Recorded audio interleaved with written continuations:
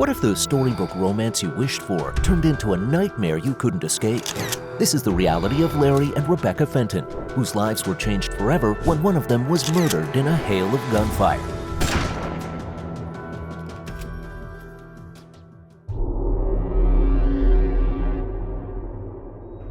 In this shocking episode of Love, Betrayal, and Greed, we delve into the intriguing tale of Rebecca Fenton, who lost everything one fateful February night.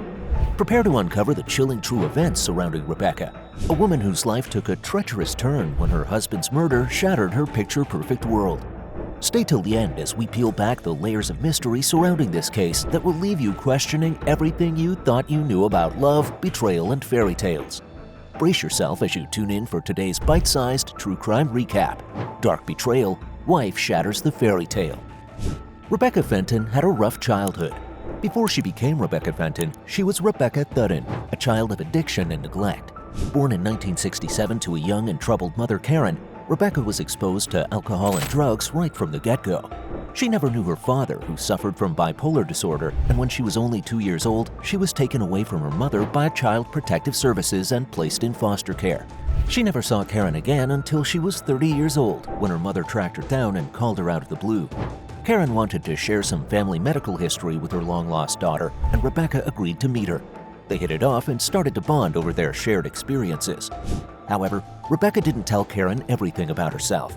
She didn't tell her that she had been an escort for several years, traveling the world and making money from this profession. Rebecca planned on keeping her dark past concealed as she worked as a nurse's aide for the next decade, thinking that part of her life was behind her. In her late 30s, Rebecca crossed paths with Larry Fenton, an acclaimed architect in his 50s who was making a pretty penny in the surgical equipment business. Their initial meetup was like something out of a Hollywood movie. Both of them reached for the same piece of equipment at a local gym, and sparks flew. They started chatting and flirting, and Larry was immediately smitten. They had a whirlwind romance, and Larry wasted no time in proposing to Rebecca. Just 3 months after they met, they tied the knot and moved into a $2 million mansion in Clearwater, Florida. From all appearances, they seemed like the perfect couple, but little did Larry know that his new bride's hidden past would soon catch up with them. On Super Bowl Sunday, February 3, 2008, Rebecca Fenton headed out to her home gym in the detached garage, leaving her husband Larry to watch Tiger Woods and take a nap before watching the big game. Little did she know that this would be the last time she would see him alive. As she worked out to the beat of pop music, a loud thud echoed through the air, but she brushed it off, thinking something had fallen off the roof. It wasn't until she walked back into the house at around 4:30 p.m. that she discovered her husband lying in a pool of blood and the house ransacked. In a panic, she searched for Larry's pulse, hoping to hear a beat of life, but found none. She ran upstairs, only to find that their bedroom was also ransacked, with clothes and jewelry strewn over the floor.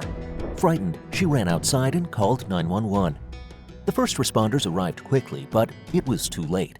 Larry had been shot 5 times at close range in the back, arm, and neck. Larry's Jeep, as well as his wristwatch and gun, were missing, leading the police to initially suspect a robbery gone wrong. However, as they delved into the details, this initial hypothesis started to look unlikely, and a more sinister image appeared. As the investigation into Larry's murder unfolded, detectives discovered that the only witnesses were 2 neighbors who had heard what they thought were gunshots coming from the Fentons' house. 2 days after Larry's murder, detectives finally located his missing Jeep Cherokee just a block away from the house. But what they found, or rather what they didn't find inside the vehicle, confirmed their suspicions that this wasn't a typical home invasion robbery gone wrong.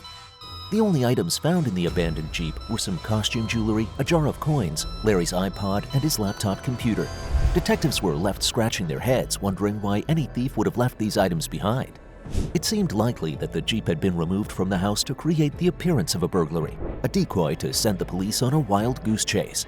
If this was not a robbery, who was behind this heinous crime? Naturally, suspicion first fell on Rebecca Fenton, and there was ample evidence to support this suspicion.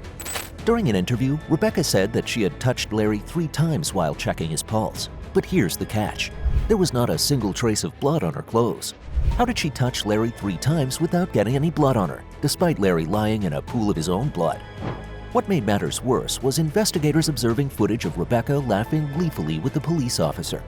How could a woman who had just gone through such a traumatic event be so carefree? When Rebecca was asked about her odd behavior, she said that she wasn't thinking straight while she laughed, and that the officer she was talking to cracked a joke. The police department strongly denied this claim, saying that no officer would make a joke on a crime scene.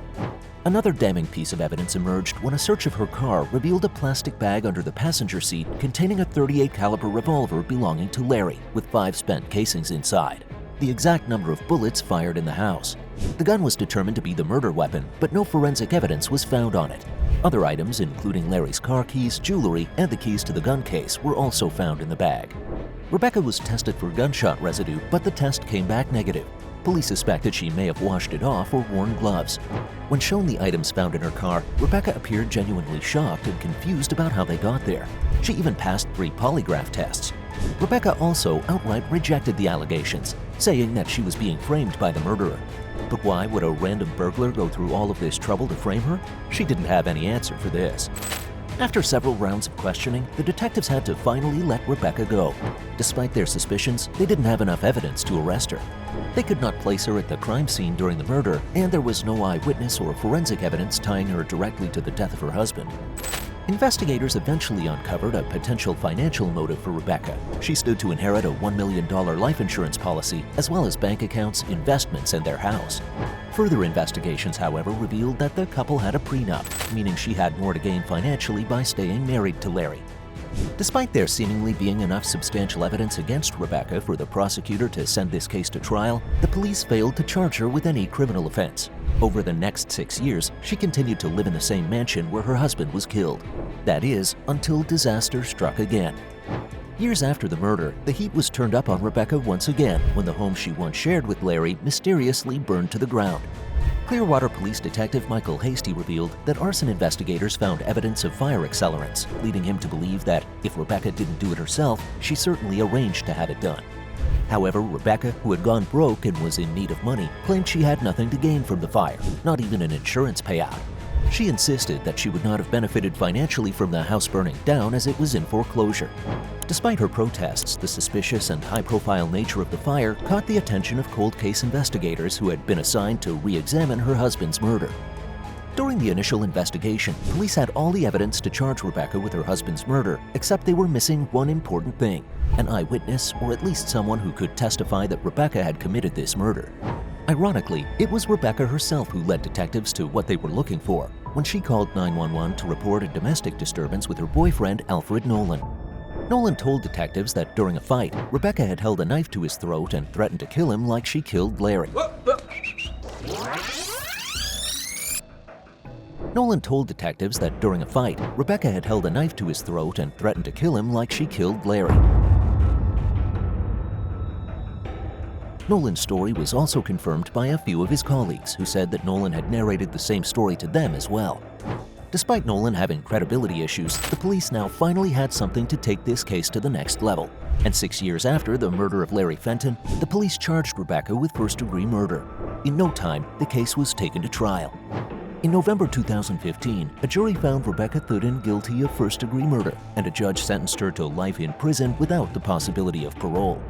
Rebecca was incarcerated at Florida Women's Reception Center in Ocala, Florida, yet to this day repeatedly denies murdering her husband in cold blood and fights for her release. Rebecca believes that she is a victim of public trial. Her reputation was tarnished in the eyes of the public before her trial even started, thanks to that mysterious smile at the crime scene and her history as a call girl. Once upon a time, we all believed in romantic fairy tales with happily ever after endings. However, the twisted tale of Rebecca and Larry Fenton shatters that illusion. Despite initially being released due to lack of evidence, the cold case investigation team relentlessly pursued justice for years and finally caught Rebecca in their grasp. While she vehemently denies any involvement in her husband's murder or the fire that consumed their home, with each passing day, her cries of innocence fall on deaf ears, as fewer and fewer believe her side of the story. Her last hope lies with a handful of detectives who still believe in her innocence, praying they can reopen the case and secure a retrial. But as time ticks away, the chances of that happening grow smaller. For now, Rebecca can do nothing but stare at the pale white walls of her prison cell, lost in memories of happier times with Larry before her dark betrayal and shattered fairy tale marriage.